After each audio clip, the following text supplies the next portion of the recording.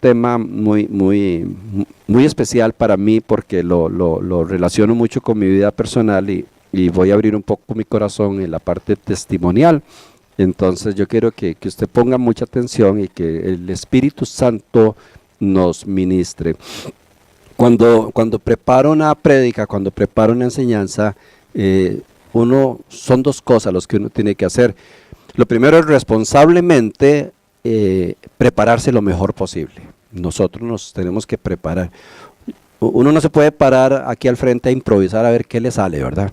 No, yo voy ahí, lo que el Espíritu me guíe. No, eso es una irresponsabilidad, hay que prepararse bien, hay que saber de qué se está hablando porque uno puede embarcar a la gente y hay una gran responsabilidad sobre lo que uno enseña.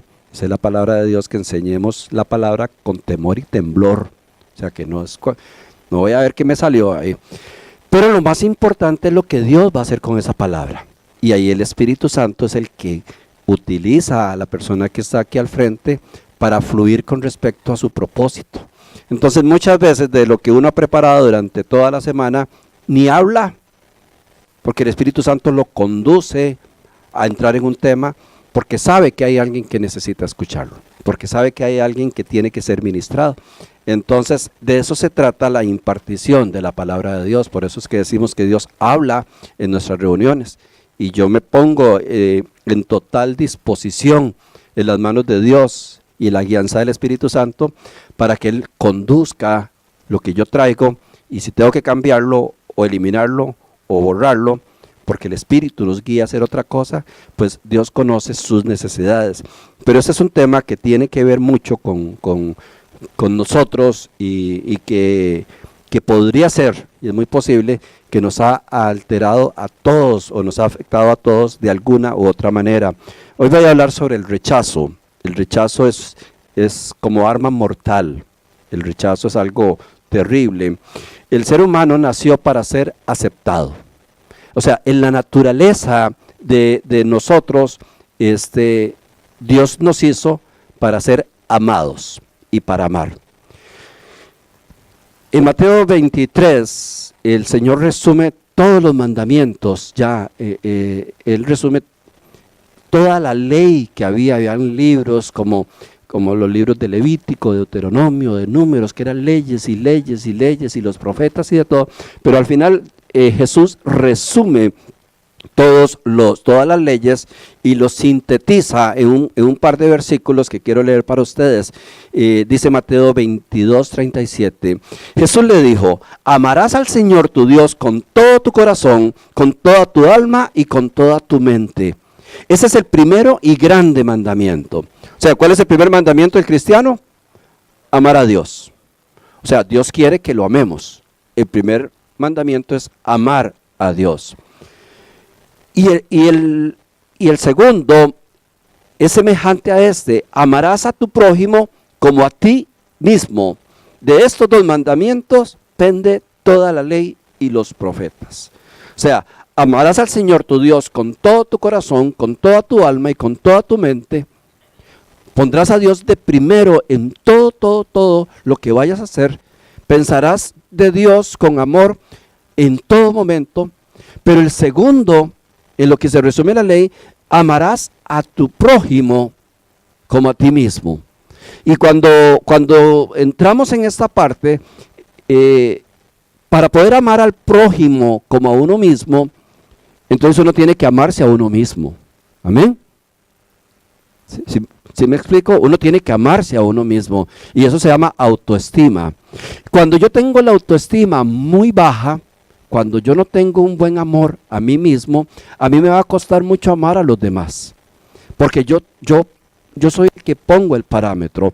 Entonces nosotros tenemos que amarnos a nosotros mismos. No es egocentrismo, no es egoísmo, no, es amarnos.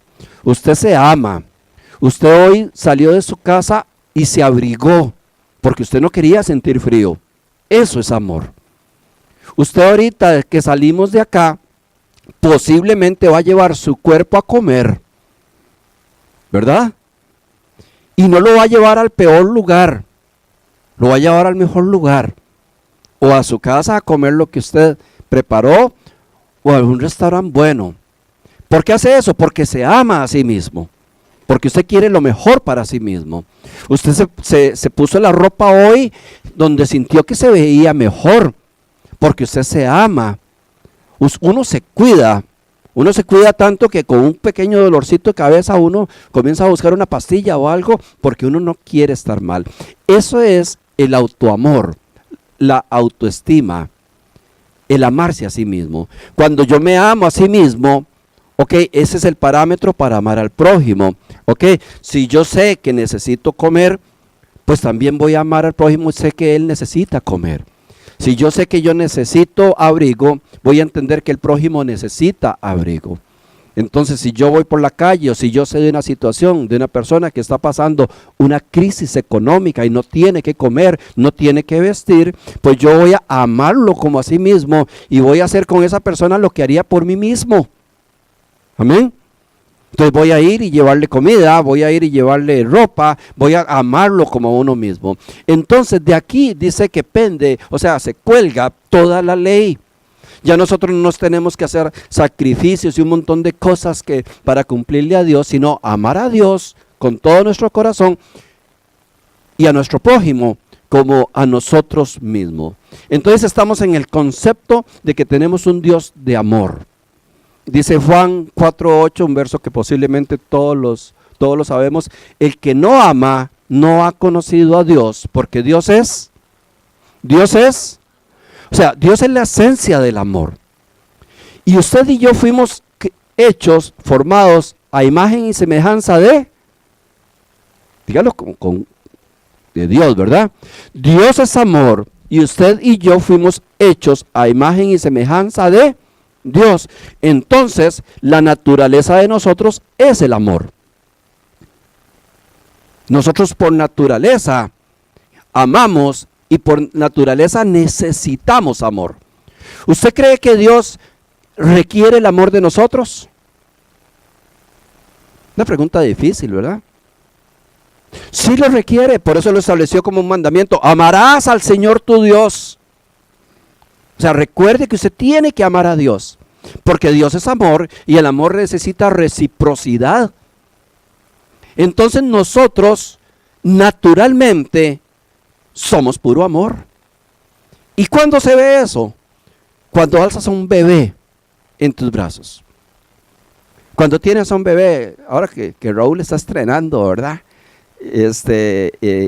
Cuando yo alzo al bebé de Charlie, a Isaac o a algún bebé, es tanta la ternura que uno lo que ve es puro amor. En ese bebé uno no ve malicia, uno no ve maldad, uno no ve nada. Contrario, lo que dan ganas es como de abrazarlo, de darle un beso, es esencia de amor. Ya después comienza otra cosa que desvirtúa lo que Dios, el plan de Dios para nosotros. El plan de Dios para nosotros es que esa naturaleza de un bebé estuviera en nosotros por siempre y que fuéramos así. Pero vino el enemigo, estropeó el plan de Dios y complicó las cosas, y es donde entra el tema del rechazo. ¿Qué es el rechazo? El rechazo es una acción de desprecio hacia otra persona o hacia uno mismo, que hace que la persona afectada se sienta inferior, desvalorizada, desprestigiada y sin valor alguno. Entonces podemos decir que en síntesis, el rechazo es lo contrario del amor. Si Dios es amor, el rechazo va a hacer todo lo que va en contra del amor. Entonces, si el amor proviene de Dios, ¿de dónde proviene el rechazo? Del enemigo de Dios, del rival de Dios, del que desobedeció a Dios, de Satanás. Jesucristo sufrió el peor de los rechazos. Y por eso Él reúne a sus discípulos y les advierte en algún momento: si el mundo os aborrece, en Juan 15 dice, si el mundo os aborrece, sabed que a mí, antes que vosotros, me aborreció. O sea, el Señor sabe lo que es el rechazo. Ser aborrecidos. Ahí está una bendición sobre nosotros en las bienaventuranzas y somos rechazados por causa del Evangelio. No sé cuántos de ustedes en algún momento por causa del Evangelio ha sido rechazado, pero posiblemente más de uno. Alguien ha hecho una burla por nuestra creencia, porque creemos en Dios, o la misma familia se ha enojado porque queremos seguir a Dios, o la esposa o el esposo, porque el rechazo va totalmente en contra del plan de Dios. Pero este aborrecimiento es por ser cristianos, ¿verdad? Es por la palabra de Dios. Porque hay personas que a veces se meten en problemas y los aborrecen y dicen, no, a mí me aborrecen por ser cristiano. No, tal vez te aborrecen por chismoso. Amén. A lo mejor te metiste en un problema y no te quieren los compañeros. No, es que no me quieren por cristiano. No me quieren porque soy problemático. Yo tenía un tío, casi todos tenemos un tío loco, ¿verdad? ¿Cuántos tienen un tío loco? Solo yo. Gracias a Dios hay dos con un tío loco. Bueno, mi tío loco ya se murió, por eso puedo hablar bien mal de él. Pero era loco. Era una persona atarantada, explosiva, decía cualquier cosa, no medía lo que... Y se hizo cristiano.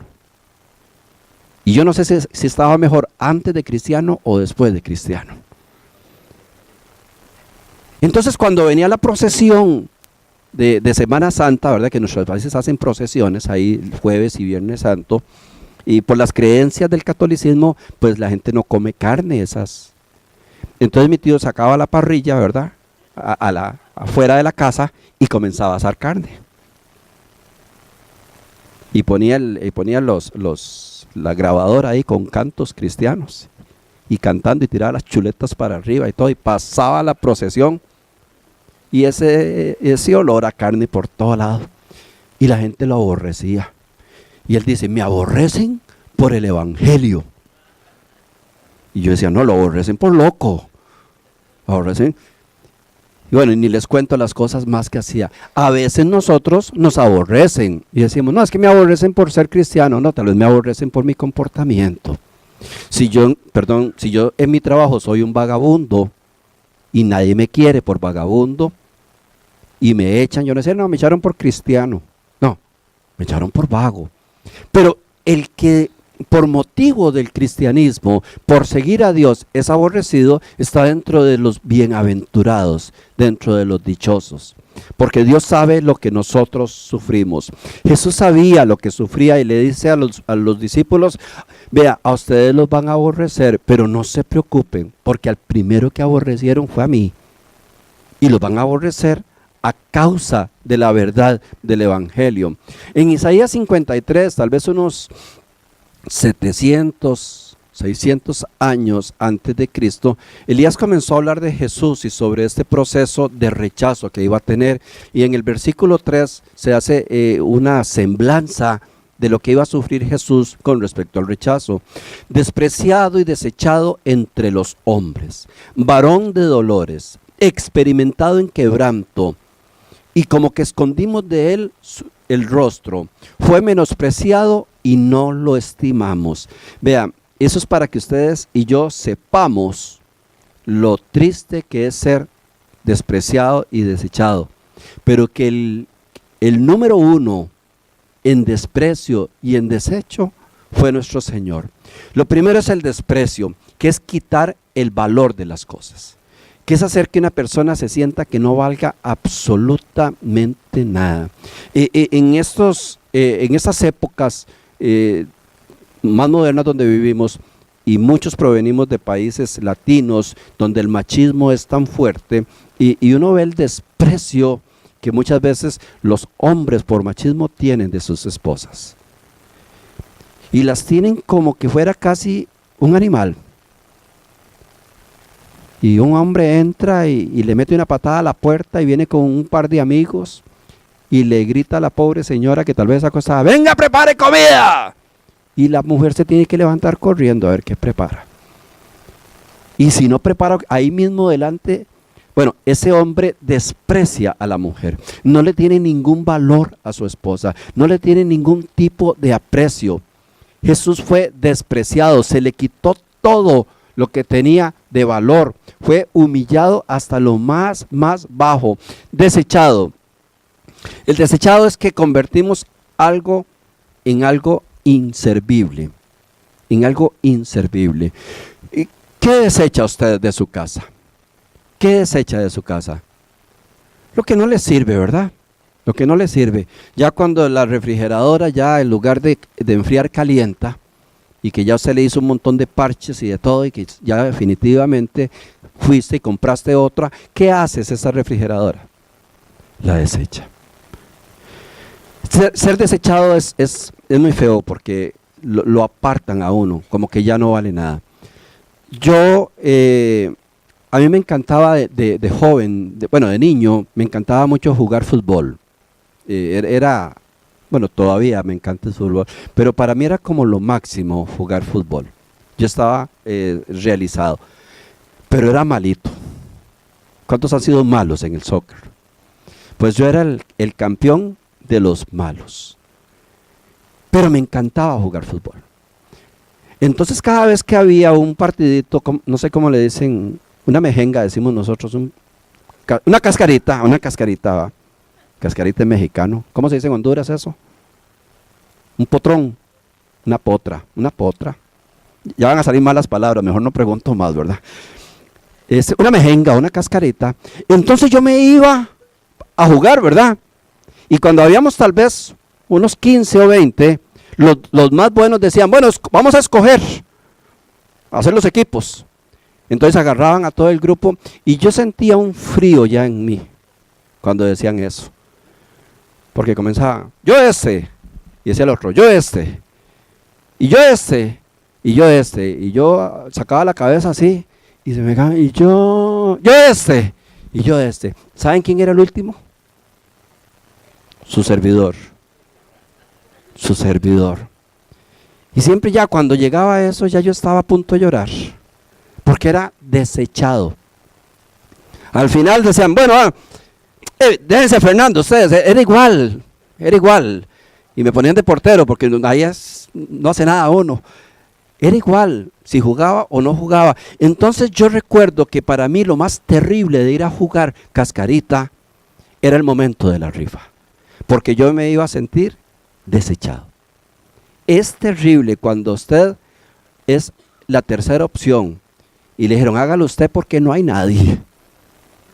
Pero cualquiera que venga lo haría mejor. Bueno, Jesús sabe lo que es ser desechado, agarrado y quitado su valor, quitado absolutamente todo. Sigue agregando Isaías y dice, varón de dolores, experimentado en quebranto.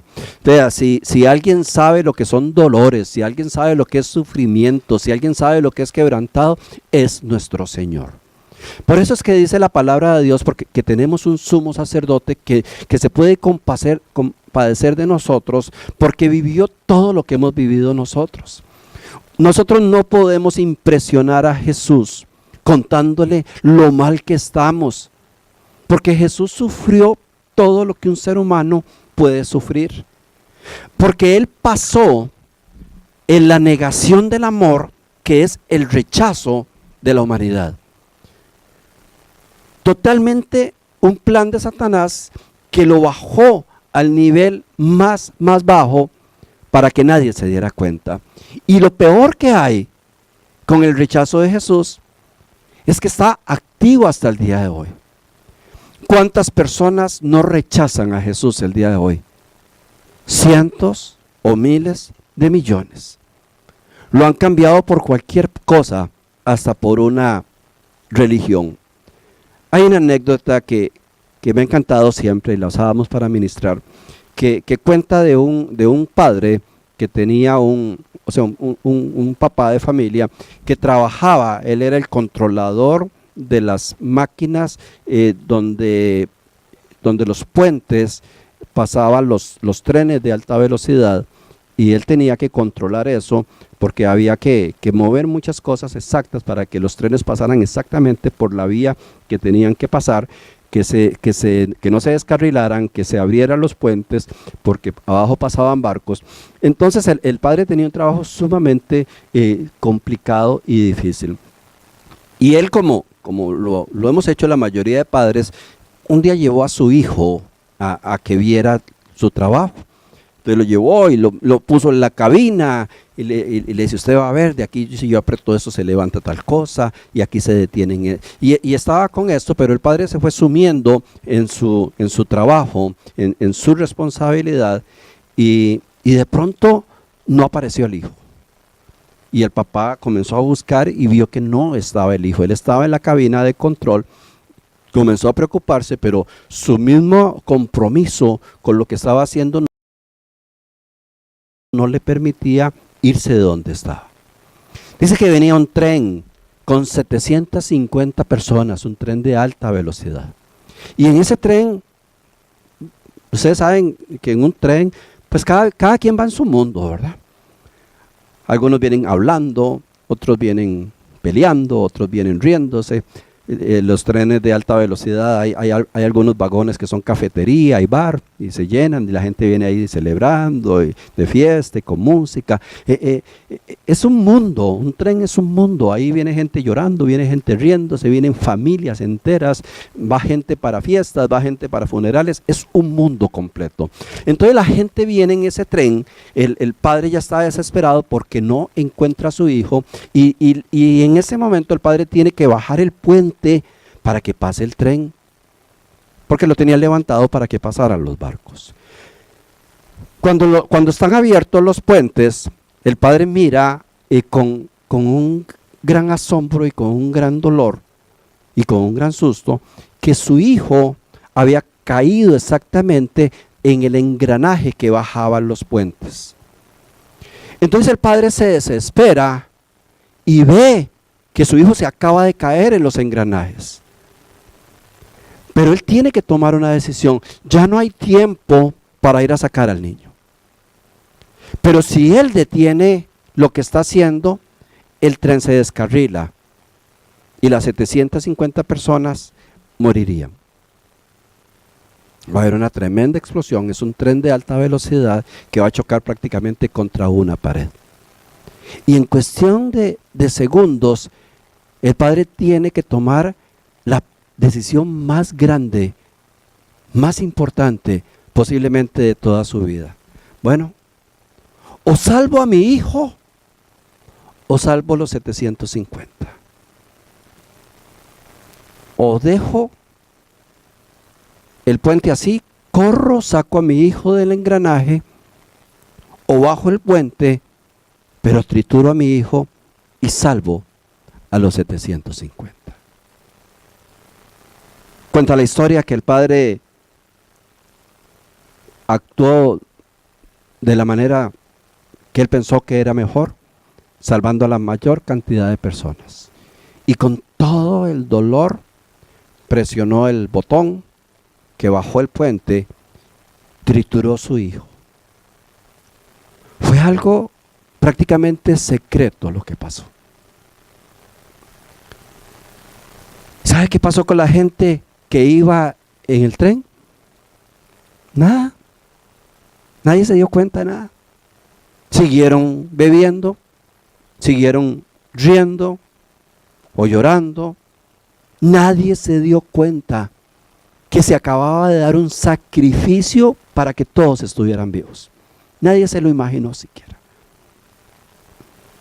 Bueno, cuenta la historia que ya después el padre contó, se hizo público el asunto y muchas de las personas que iban en ese puente reconocieron y dijeron, wow, nosotros veníamos en ese puente, en ese tren. Yo estoy vivo gracias al padre que mató a su hijo. Pero muchos lo tomaron como suerte y a muchos no les importó. Termina la historia diciendo que al año se hizo un homenaje por parte de la alcaldía a ese hombre que había sacrificado a su hijo por esas 750 personas. Entonces se hizo una invitación pública que todos los que iban en ese tren vinieran porque iba a haber un gran homenaje para este hombre. Y la triste historia dice que llegaron 35 personas solamente. 35 personas de 750 que fueron salvados gracias a ese sacrificio.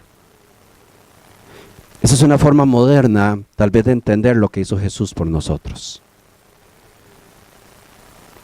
Para muchos el sacrificio que hizo Jesús ni les importa, ni les vale.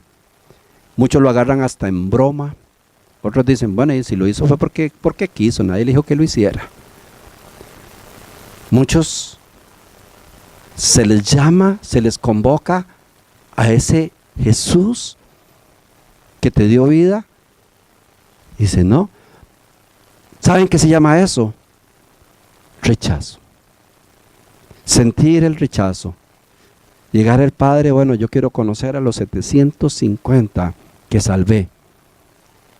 Y ver todo el salón y que solo un pequeño porcentaje, pero muy pequeño porcentaje, llegaron. ¿Y los demás? ¿Y dónde están los demás?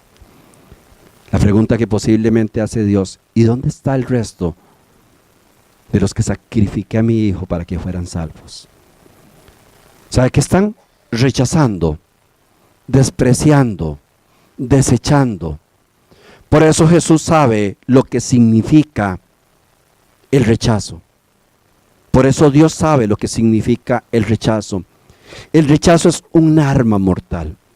El rechazo es una arma con la cual el enemigo hiere lo más profundo de nosotros. Porque recordemos lo que dijimos al principio, nosotros fuimos hechos de amor y para dar amor. Usted y yo necesitamos del amor de las personas. Desde niños.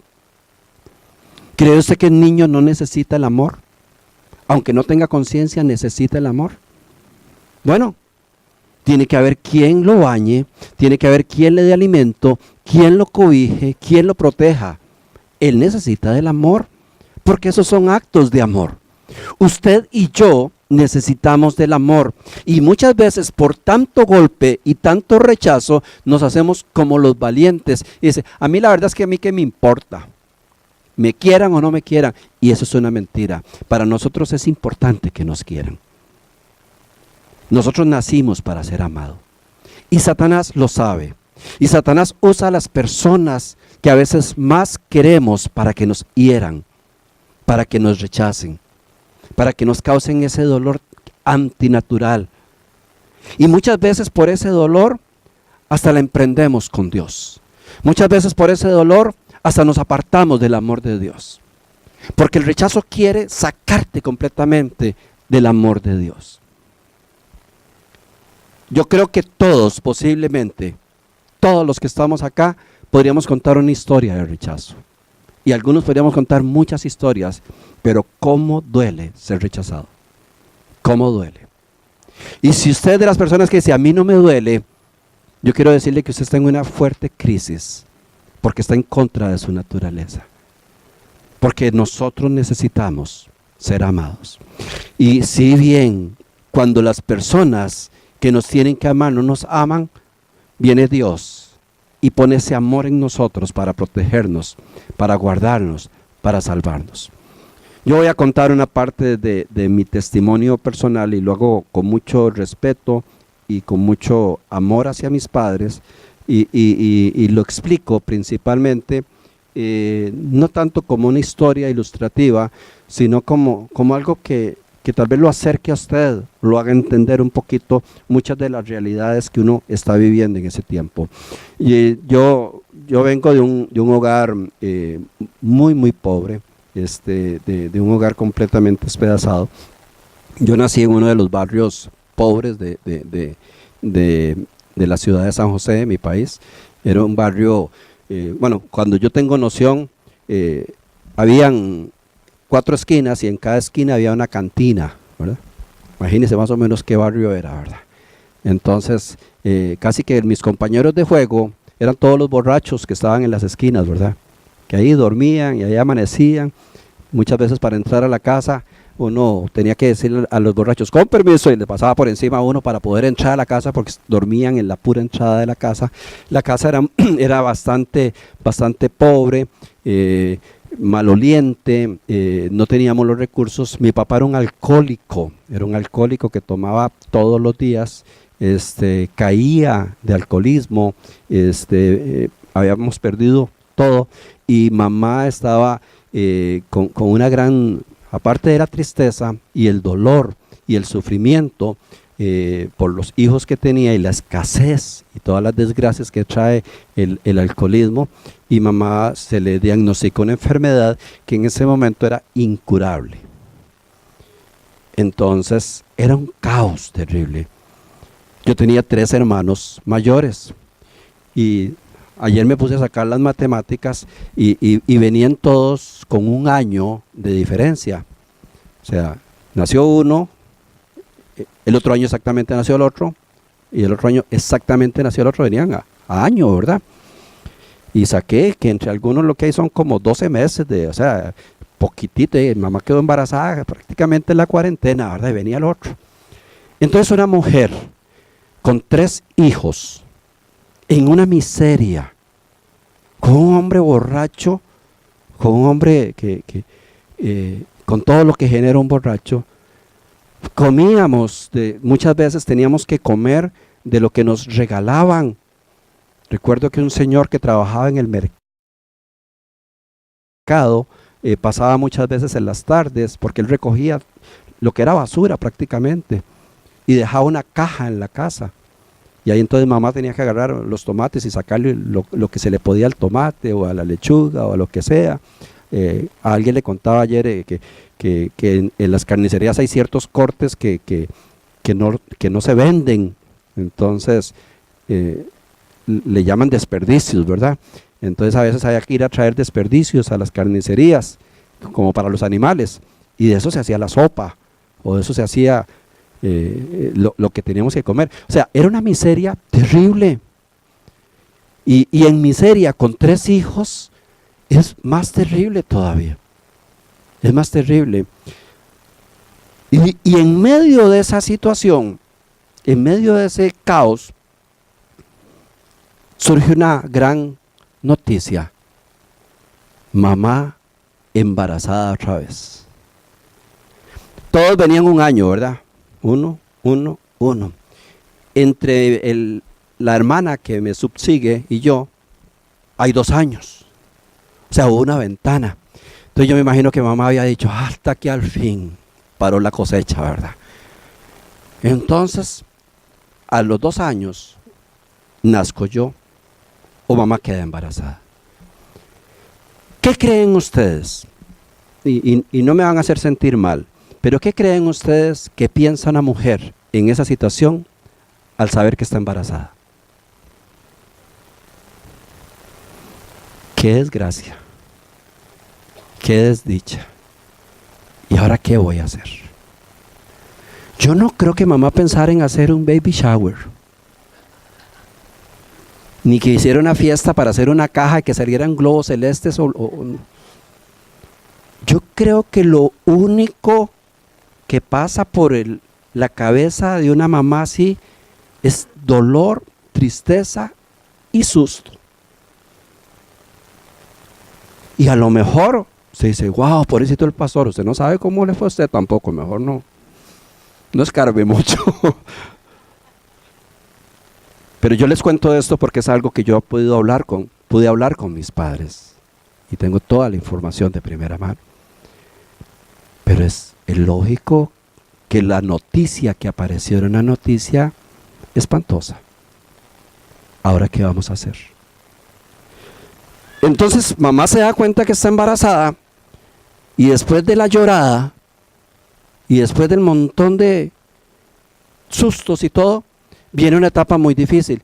¿Cómo le digo a mi esposo ahora? Porque los esposos machistas se comportan como que el Espíritu Santo les embaraza a las esposas. ¿Cómo? ¿Cómo? Y usted sabe cómo, ¿verdad? Le reclaman a la esposa como José le pudo haber reclamado a María. ¿Pero cómo? ¿Y no te diste cuenta? Entonces las mujeres tenían tanto miedo de decirle al esposo porque se iba a hacer un lío en la casa. Porque la noticia era terrible. Y yo quiero que usted entienda que nosotros desde el momento de la concepción, desde el momento donde el espermatozoide entra en el óvulo, En ese momento hay una explosión de vida y entra el Salmo 139 a hablar de cómo es que se confecciona el hijo en ese momento. Y en ese momento hay un soplo de vida de parte de Dios y hay un alma en ese niño. Y ya el embrión, mi embrión vieron tus ojos, dice la palabra de Dios. Ya el embrión comienza a percibir. Y ya sabe si lo quieren o si no lo quieren. Y ahí comienza toda una situación de rechazo. Entonces yo, esa escena nunca la vi, ni quise preguntar, pero yo me imagino la conversación entre mamá y papá, mamá contándole. Tenía que esperar que papá estuviera sobrio, y eso era difícil, ¿verdad? Pero tuvo que esperar el momento, tengo que esperar que no esté borracho, para poder explicarle. Y ya sobrio es, Carlos, vea, siéntese, que necesito explicarle algo. Y ya cuando la esposa le dice, siéntese, vea, prepárese uno para lo peor, ¿verdad? Y se arma el pleito. ¿Y ahora qué vamos a hacer? No tenemos ni para alimentar 3. Entonces quiero saltarme 15 años después. 15 años después. Y después me devuelvo. Todos vieron dónde quedó la escena, ¿verdad? Mamá hablando con papá. 15 años después, estoy yo en la sala de una casa con un cuchillo en la mano a punto de cortarme las venas. Llorando desesperadamente, con un cuchillo filoso, tratando de cortarme las venas. ¿Saben por qué? Porque me había hecho la primera ilusión de una novia. ¿Cuántos tuvieron la primera novia? Solo severo, ¿va? Yo tenía una compañera en el colegio y me enamoré de ella. De esos enamoramientos de colegio, ¿verdad? Y me ilusionó tanto con la muchacha que yo deseaba ir al colegio. Y para que uno desee ir al colegio es porque hay algo bueno, ¿ah? Porque siempre iba a punta de golpes, ¿verdad? Pero yo deseaba ir al colegio. Y yo recuerdo que nosotros salíamos de clases y nos íbamos caminando juntos porque ella quedaba en la ruta de mi casa. Entonces ese ratillo de esos como 500 metros eran lo máximo.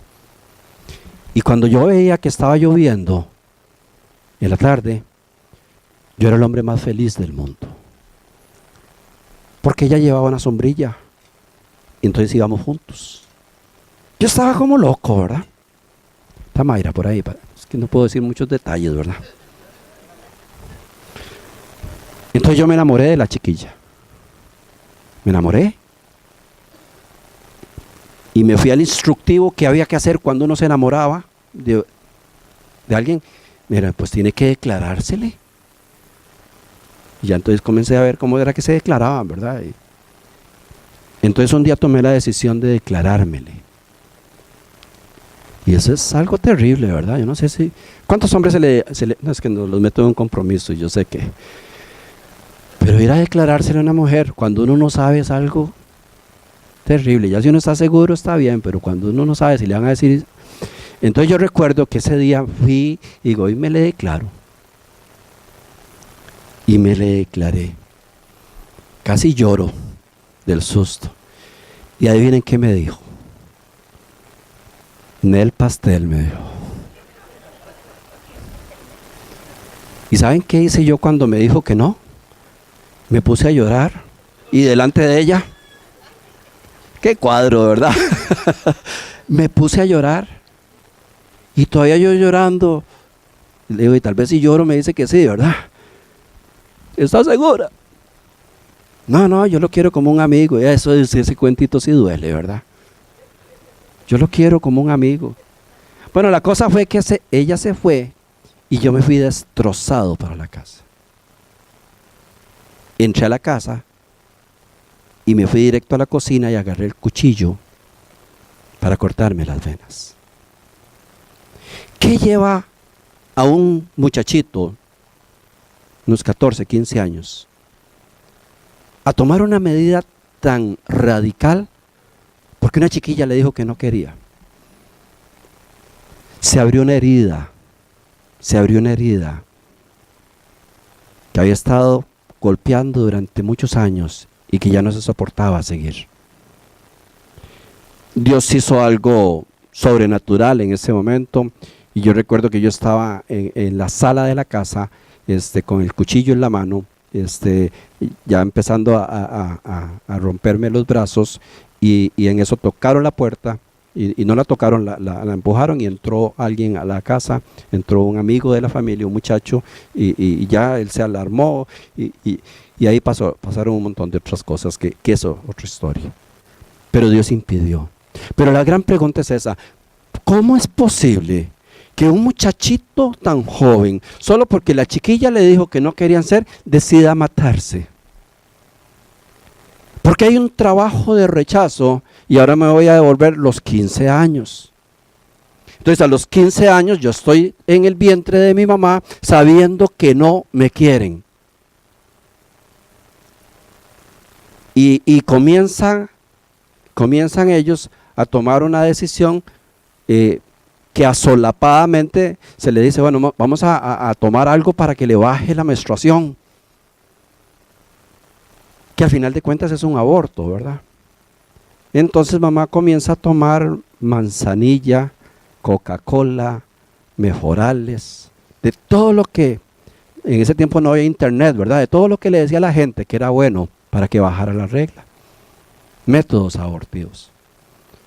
Ustedes saben que la manzanilla se usa para teñir el pelo, ¿verdad? Si no saben, úsela. Yo nací rubio, de toda la manzanilla que se tomó mi mamá.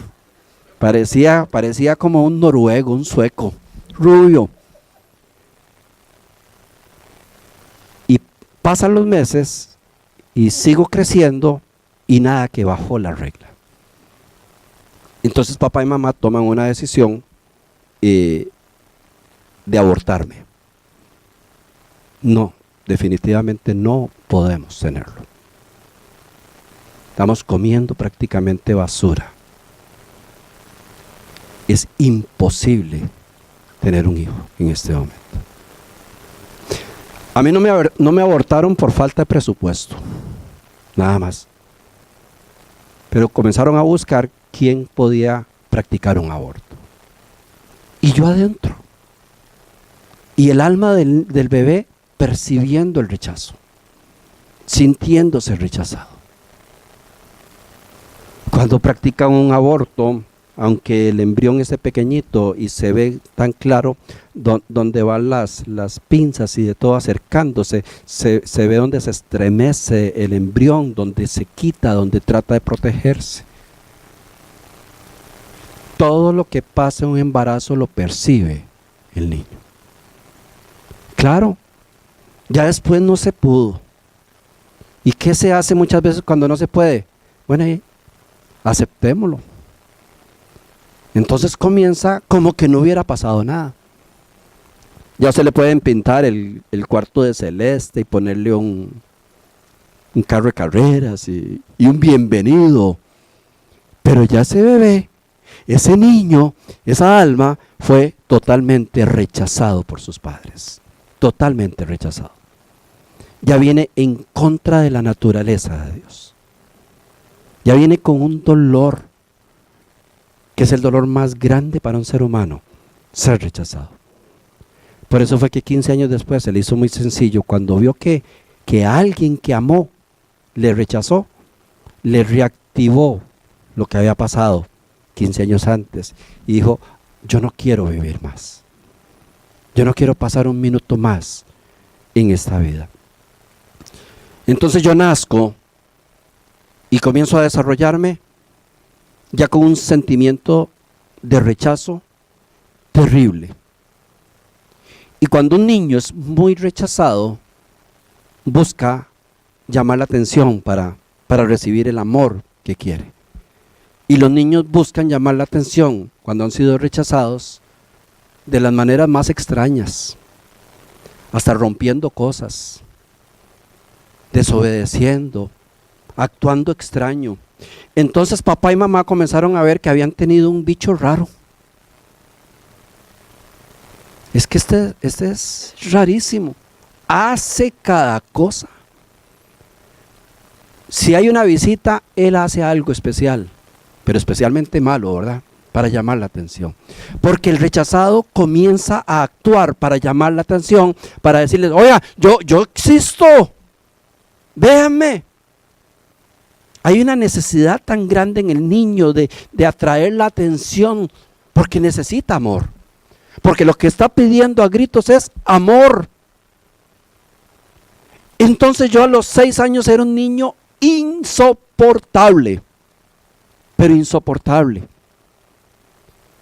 Y como los métodos antes era la psicología del garrotazo,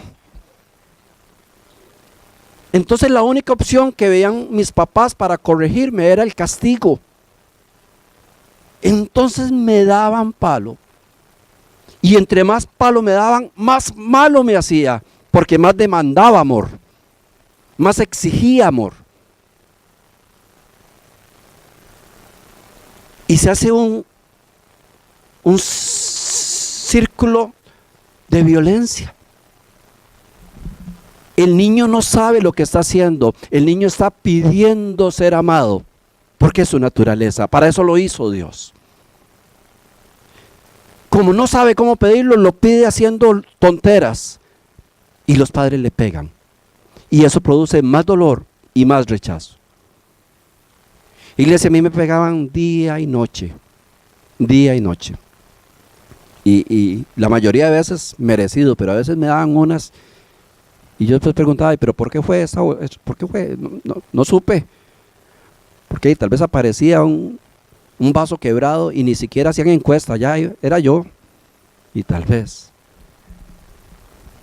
Yo les he contado algo que me costó mucho sanar en mi corazón, que fue que apareció el gato de la casa sin bigotes. Le cortaron los bigotes al gato. Y los bigotes son sensores que tienen los gatos para poder pasar por muchos lados a gran velocidad. Entonces andaba el gatillo y pegaba contra las paredes, el pobre gato, porque no tenía el sensor, entonces pegaba la cabeza. Entonces se dieron cuenta que alguien le había cortado los bigotes. ¿Sabe a quién le echaron los clavos?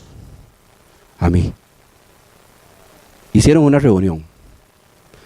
Mamá creo que se graduó esa vez en manejo de situaciones difíciles, alta psicología. Dice, muchachos, uno de ustedes 4 le cortó los bigotes al gato. Y amigo, wow, ¿por qué no se me había ocurrido eso, verdad? Se me adelantaron. Uno de ustedes 4 le cortó los bigotes al gato. Resulta que el que le cortó los bigotes, ahora todos los meses se los tiene que seguir cortando, pero tiene que ser el mismo. Entonces necesitamos saber quién fue. Y yo de idiota levanté la mano, ¿verdad?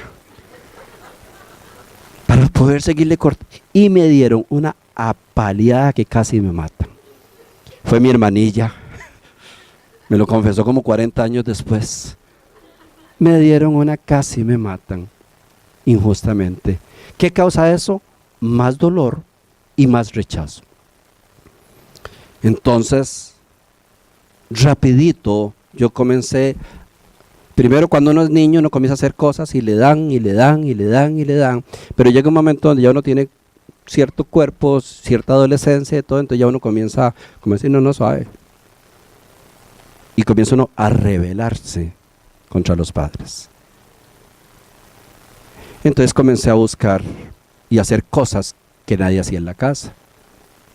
Comencé a fumar, comencé a tomar, comencé a robar y me hundí en un montón de cosas. Y yo recuerdo tantas veces, iglesia, que yo bajo el efecto de tal vez del licor o de los vicios o tal vez alguna droga, me ponía a llorar. ¿Y saben qué decía yo cuando estaba llorando solo? A mí nadie me quiere. mí nadie me quiere.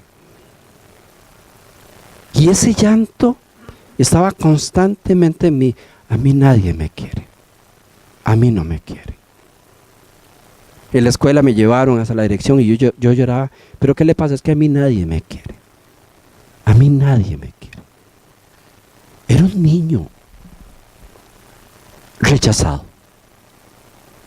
Era una obra de Satanás para destruir una vida que haya formado Dios. Sembró el rechazo en ese niño para que este niño se perdiera totalmente. Yo cuando hacía cosas malas, yo de alguna manera quería que mis papás se enteraran, como para que sufrieran un poquito. Porque el rechazado comienza a hacerse un agresor. Entonces ya yo después, ya grande, yo me hice un burlista y andaba ofendiendo a la gente, maltratando a la gente y rechazando a la gente, porque un rechazado comienza a rechazar personas.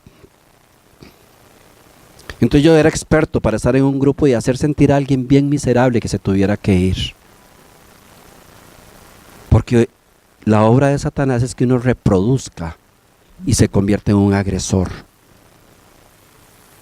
Y ese fue el círculo de mi vida. Rechazar gente, agredir gente, maltratar gente. Y eso lo llevé a mi propio hogar. Y bueno, solo la mano y la misericordia de Dios, que lo puede rescatar a uno, es lo que me tiene hoy parado de frente de ustedes. Pero la historia mía era para estar o en un cementerio o en una cárcel por siempre. Porque el rechazo lleva a los máximos niveles de maldad. El rechazo es lo contrario al amor. Y si Dios es amor, el diablo es el rechazo. Yo sé de dónde vengo y yo oro al Señor porque yo sufro esa debilidad, porque se hace como un tipo de concupiscencia en uno. Queda como, aunque Dios sana, siempre queda esa huella y yo tengo que estar luchando contra el rechazo. Hay una persona en la iglesia, no voy a decir si está, tal vez no, que me ha dejado 3 veces con la mano así. Vuelve a ver a su vecino y dice, fuiste tú. Y a mí eso me duele. No se imagina cuánto. Y me vuelve la cara así como con asco. Y viene a la iglesia. Y yo me he tenido que encerrar en la oficina a llorar. Y a orar. Porque duele. Porque te abren una herida que dolió mucho. No usa el enemigo el rechazo para que nos maltratemos entre nosotros mismos. ¿Cuánta gente no se ha ido de la iglesia? No se ha ido de las cosas de Dios. Se hablo de la iglesia en general, porque alguien lo maltrató, lo rechazó, lo hizo sentir inferior, lo hizo sentir. Es un arma mortal. Es un arma que utiliza Satanás para sacarte del plan de Dios. No, ahí no me quieren. Y te vas a 30 iglesias más y de las 30 iglesias te vas igual. Porque Satanás utilizará a alguien para abrirte la herida que más duele. Pero tenemos un Dios que tiene el poder para sanar y para restaurar. Aún a los rechazados. Aún aunque estés viejo. Ese niño, esa niña que sufrió el rechazo, que sufrió lo que Jesús sufrió, desechada, maltratada, quebrantada en dolor, que te sacó completamente y te hizo que tu valor no tuviera nada. Yo llegué a creer que no merecía nada bueno en este mundo. Yo estaba convencido de eso. Yo estaba convencido que yo no tenía oportunidad de tener nada bueno en el mundo, porque mi estima había quedado en el puro suelo. Pero un día el Señor me llamó. Y un día conocí el amor de Dios. Un amor que sobrepasa de verdad todo entendimiento. Un amor que tiene un poder retroactivo que se puede ir a los años que fue a sanar esas cosas. Un amor que puede transformar la historia. Dios permitió, y creo que con un propósito, que un día mamá me contara esta historia. Y debe ser difícil para una madre contarle a un hijo esta historia. Y lo primero que yo salí de la casa, cuando mamá me contó eso, dice, a mí eso no me importa, porque es una barrera que ponemos para proteger al niño herido. A mí eso me resbala. Mentira. Cuando nos rechazan, nos duele. Y si te rechazaron tus padres, si te rechazaron tus hermanos, tu esposo, tu esposa, tus hijos, duele. Y Jesús lo advirtió en la palabra de Dios. Y hay un salmo que resume esta prédica, el Salmo 27, 10. Dice el Señor, aunque tu padre y tu madre te dejaran, con todo yo te recogeré. Con todo yo te recogeré. ¿Por qué se escribió esto? Porque Dios sabe que el enemigo puede usar hasta los propios padres para despedazar un proyecto de Dios. ¿Sabe cuál era el plan de Dios desde el inicio? Que yo predicara su palabra, que yo proclamara su nombre. ¿Sabe que hay un plan sobre la vida de cada uno de nosotros, hecho por Dios, y que el enemigo lo sabe? Y desde el día que supo que estabas engendrado, trató de meter rechazo para que te apartaras de Dios. Ya a los 18, 19 años yo me declaré ateo y la agarré contra Dios. Y tenía un odio para Dios tan grande, porque ese era el plan de Satanás. Cuando te hirieron, te dejaron una estaca ahí. Ya después uno se hace tan malo que ni sabe.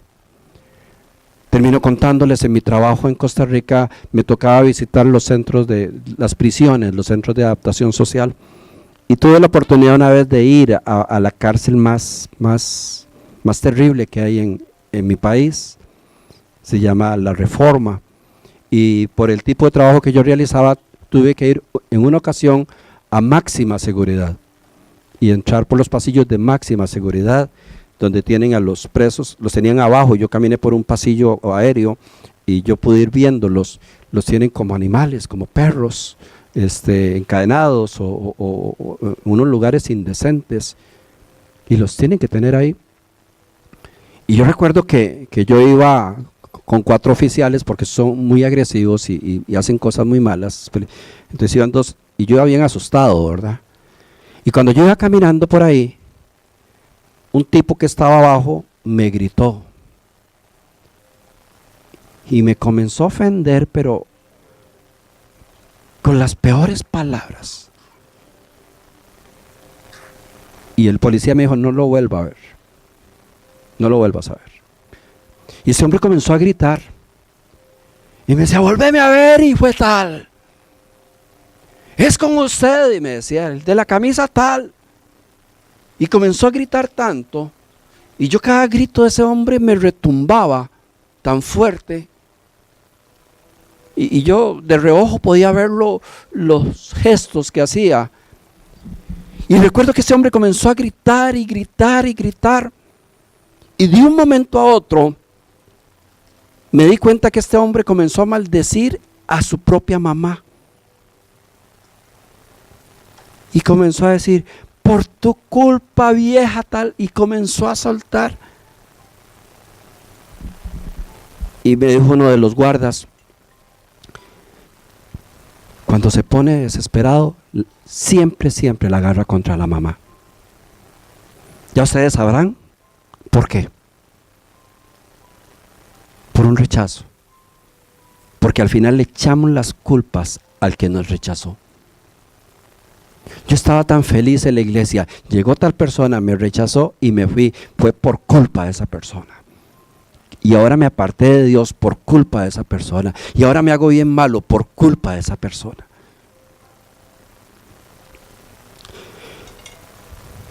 Porque de tal manera amó Dios al mundo, que ha dado a su Hijo unigénito, para que todo aquel que en Él crea no se pierda, mas tenga vida eterna. Ese Dios que no podemos explicar de qué manera nos amó. Porque de tal manera, es decir, porque no puedo explicar de qué manera es que amó Dios al mundo. Que envió a su propio Hijo a ser rechazado, a ser despreciado, a ser humillado, a ser un despojo, para que todo aquel que en Él crea no se pierda. Y primero está no se pierda y después está la salvación. Esta mañana Dios está aquí para sanarnos, para sanarnos. Porque estoy seguro que todos, de una u otra manera, cargamos rechazo, una herida fuerte de rechazo.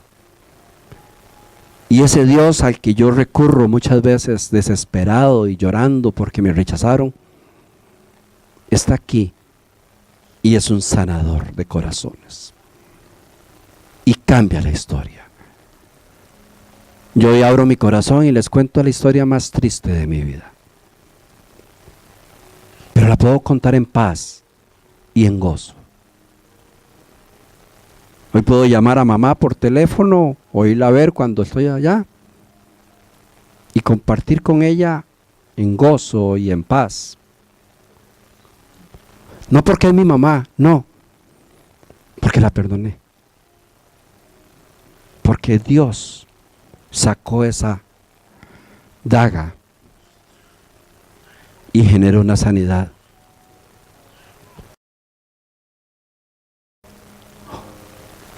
Oye, eso me hace ser un hombre que comprendo muchas de las personas que a veces me rechazan y puedo extender misericordia. Digo, si hace eso, ¿cómo estará su corazón? Cuando extiendo mi mano y me hacen desprecio y me vuelven la cara, después de que me duele, digo, ¿cómo estará este hombre por dentro para hacer eso? ¿Cómo tendrá ese corazón, ese niño que vive ahí adentro para hacer esas cosas? Entonces, en lugar de resentimiento, brota amor hacia esas personas.